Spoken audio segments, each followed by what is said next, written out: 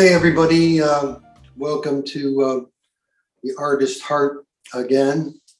Today we have my latest painting called Metamorphosis, and it is got latex, acrylics, enamels, so quite a few different blends of multimedia. I started basically with background is latex, is acrylic, and then the black part is actually latex, and the middle section is enamels, which give, I don't know if you could see it from a distance, but they're a little glossy. Some are flat and some are glossy. So there's copper, there's black, there's a nice black that's really glossy that you really have to see up close. And then the flat black gives a little contrast. And then I believe the copper, which I put, again, close up on one section, there's gold glitter glue. It gives it a little sparkle. And then outlining the black parts of the painting are copper glitter glue, which give it a nice sparkle. And the copper in the center kind of matches the copper on the circumference of the art. Then there's little scattered, white and gold.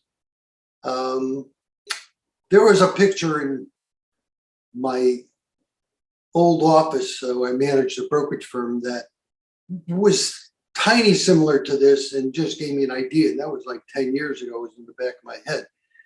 And the piece, as far as metamorphosis, is it's in flux, if you will. It's I don't know, the word would be item, where it's changing into a new form, and it's kind of, not complete. It's kind of like a butterfly and a caterpillar, if you will, but a different creature, if you will. And I think they're kind of out there, but I was watching some Mobius, which is a video on Netflix. It's a Marvel comic thing, and there's a lot of metamorphosis and action and highlights, which are action oriented, but obviously computerized. But there's one point where he flashes into a bat, if you will, and it's all like this. It's where he's changing from one form into another. So that's kind of the concept. It's a painting, so it isn't, it's not finished in the metamorphosis, but with the sparkles and the glitter and the enamels, gives you an idea of some type of motion going on in the center of the piece. And so it's kind of flashing in one direction, and it could be a bat, it could be some type of Marvel comic book creature, if you will, but a painting. So it shows some motion, but it's kind of more in the center, but the larger piece is kind of moving, and it has some little off track type of, where there's the gold and the white is kind of part of it, whether it's coming or going, but it's kind of, that was the concept, and kind of a new design for me. I have a few ideas that I got another couple that I started yesterday that are different. I do one type of painting, and then I said, well, I could do several like that, and then I try something different. So it's not always the same, and yet I could do more of this. I don't know if it's called a type of painting, but it's a different background, and kind of the orange kind of offsets the black. And I was almost finished in the center, and then I did a little more and a little more and a little more, and you kind of have to know when to stop. And then finally I said, I think that's enough. So it kind of captured what I wanted to do. as an artist, sometimes you're very satisfied and sometimes you're going, well, I could have done this or this could have come better. But once the paint is down, it's like, hard to change it. As well, I'm doing some of the digital art where you could erase the color, erase the picture, or put a different line or a different color or a different brush stroke and change it. So, which is really cool. These you can't. You paint over it, it looks weird. And you could kind of tell what happened there. Unless it's really wild, then it doesn't make any difference. I know this word, metamorphosis, talks about something that's in movement and in transition, and it's changing. So it really makes you wonder, how do you know when it's really done? How do you know when to stop?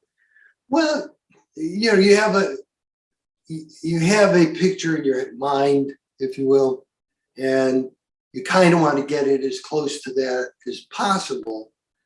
And then when you put the paint down, you could say, well, maybe that's a little boring. It could use a little this or a little that. And you're in metamorphosis. So while you're painting it, so you're adding things and changing it as it goes along. And sometimes it does add, you go, wow, that looks really good. And sometimes you put it down and you go, well, maybe I shouldn't have put that there. So you don't know, till you have a concept in your mind and you try and get it as close to that as possible. It doesn't always come out exactly right, but sometimes when you look back, you go, wow, that actually did work. You get a little too critical and you look at a painting you did several years ago and you, wow, I probably wouldn't do that way again. So it is what it is. And then you get to a point where you go, I better stop because you don't want to ruin it. You could do too much and ruin it. I mean, and you say that looks, not like what you wanted. So, but somebody might like it anyway. I mean, that's the thing about art is everybody can see something different when they look at it. You might see a bat. You might see something in there that I go, wow, I didn't even see that. Or, so the part is left to the observer on what he thinks. He might think it's terrible. So you got to leave some left to the person viewing it, where he might say, wow, that looks good, but yeah, maybe you should have done that, or why did he do that? So long as it captures someone's attention, they like it, and everybody's happy, that's the whole deal. Exactly. It's funny because it's a picture about something in transition, but because you're painting, you're making a commitment. Yeah, I mean, with cameras and photography and what's going on now with computers, you could keep it in action, like this Morpheus or Morbius, whatever it was called. He's a guy, and then he changes, into a bat or whatever, and he's flying. And so they could do a lot more. There's motion and it continues on. With a painting, it only goes so far. And you try and get it somewhat three-dimensional, which is a trick. Sometimes less is more. You do less, and just the contrast of black and orange could have been enough with a little white and a little gold or whatever.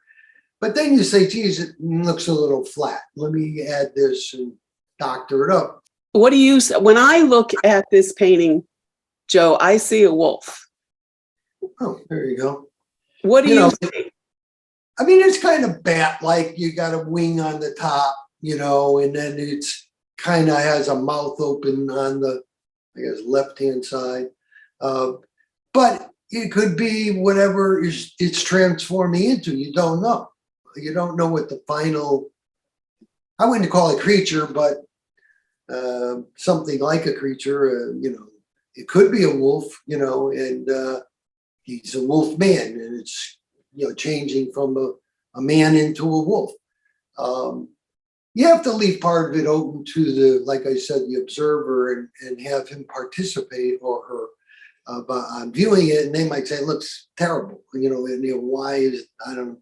And then other people will see, whatever they see. Sometimes you go, wow, where did you see that? You don't know. And that's the beauty of art is, you know, whatever someone conceives it to be. Again, I see it in my mind, which, you know, isn't here yet.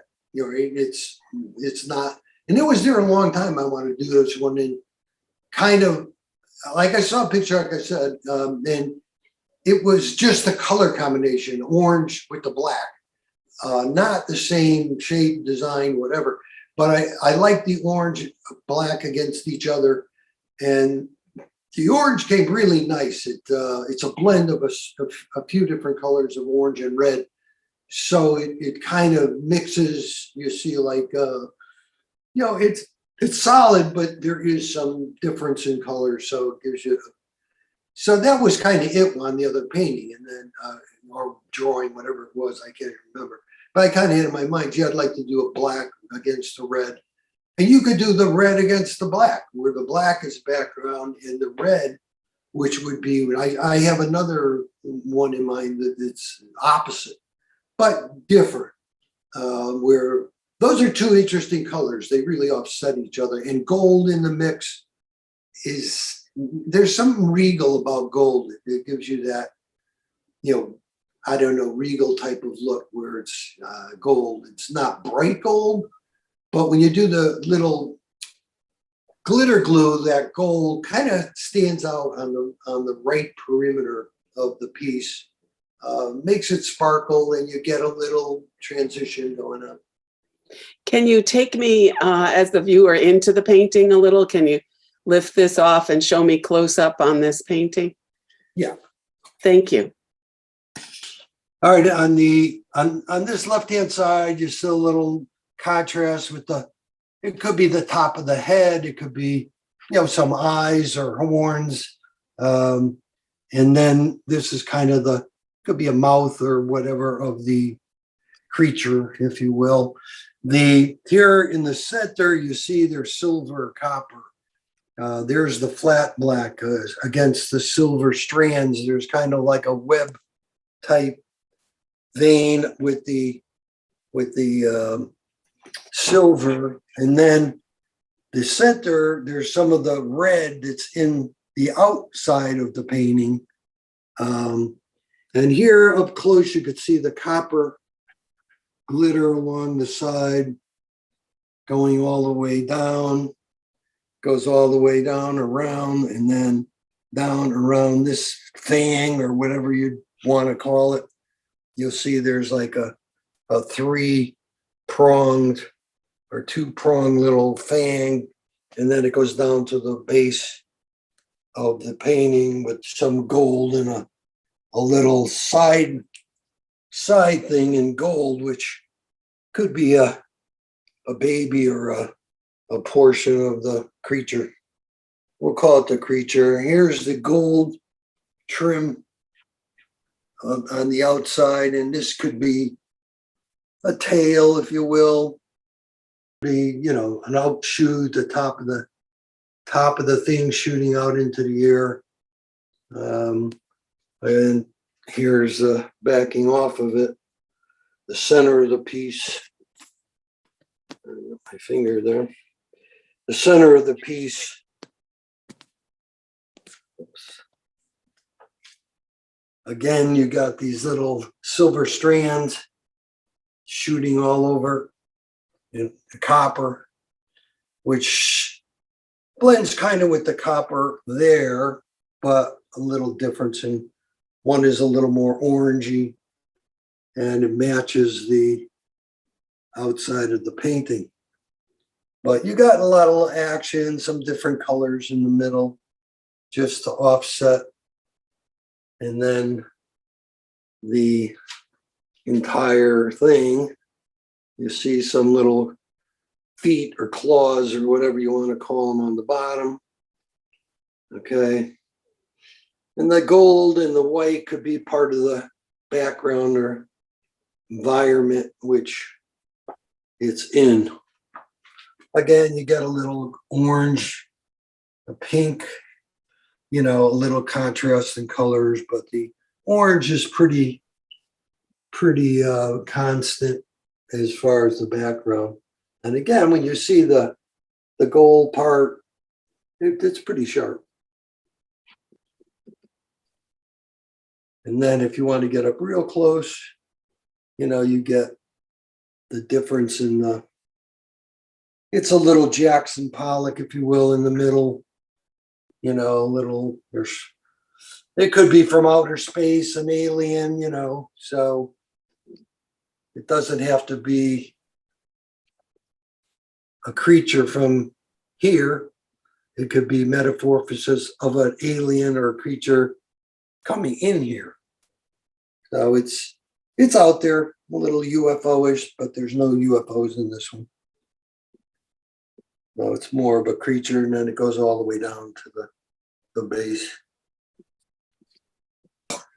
Coming out of this environment, if you will, the gold, and on this side you got some more gold. So it just gives you a little. In painting, you want to have your background, contrast, a blend of colors, and just do what you want to do, but you got to have some kind of, well, what are we doing here? And sometimes you could just go crazy and paint whatever you want. Here's the glossy part I was talking about. In the center there's some more glossy, and then this is red that blends with the outside of the painting, so it kind of pulls it into the middle. But I like these silver strands. They're kind of cool. Gives like a web type of feeling to it. See, they kind of get a little three-dimensional in there, the way they bounce around. But here again in the middle, I'm trying to capture that black glossy thing, but you can't see unless you're really up close. Oh, I can't even get it on here. But that's about it. And some of the squiggles got outside the painting. You're never quite perfect on your aim, but it kind of works.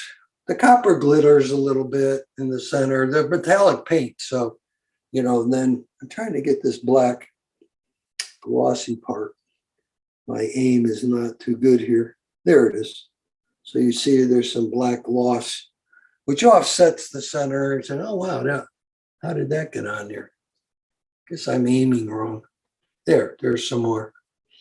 That kind of works, yeah. And it makes the light sparkle. The best thing on these paintings, though, even this is just daylight coming in the window. If you have a light over the top of it, it really pops. I mean, all these colors kind of jump out. So lighting is crucial too on artwork, where on most paintings in a museum, whatever, they'll have a little light above the painting that captures the brightness or the colors and the movement of, it just makes the painting. Some of these, a painting could be real and say, that's pretty dull. And then when you put a light on it and there's like a dark background, they go, wow, it makes a whole difference.